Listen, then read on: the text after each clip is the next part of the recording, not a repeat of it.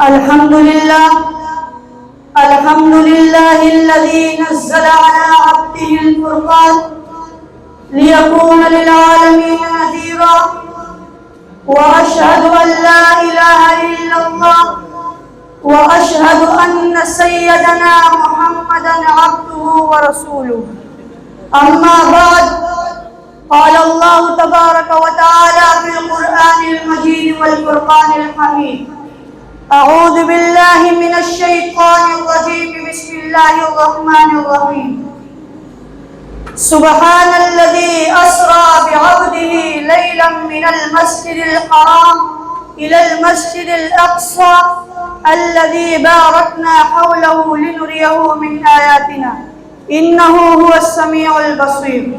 وقال النبي صلى الله عليه وسلم: لا تشد الرحال إلا إلى 3 مساجد: مسجد الحرام والمسجد الأقصى ومسجدي هذا.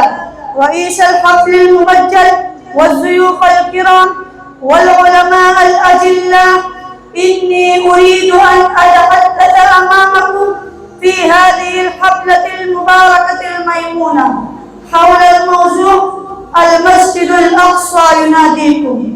يا إخواني وزملائي، المسجد الأقصى بقعة مباركة، بقعة مشرفة، بقعة منورة، بقعة نيقت بها ذكريات نورانية، بقعة تتعطر منها نفحات إيمانية، نفحات دينية، نفحات ربانية، تتفتح بها الأزهار المتنوعة الأطرة من الإيمان واليقين.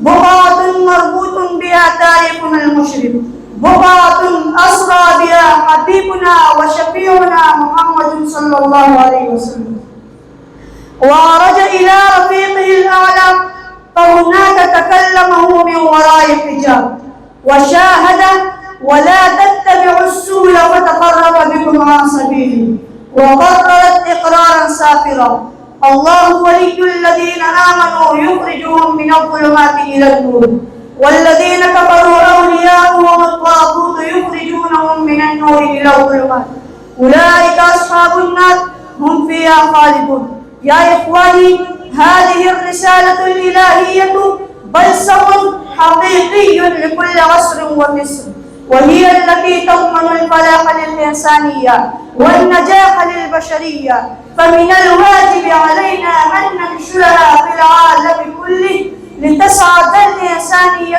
في ظلالها سعادة حقيقية.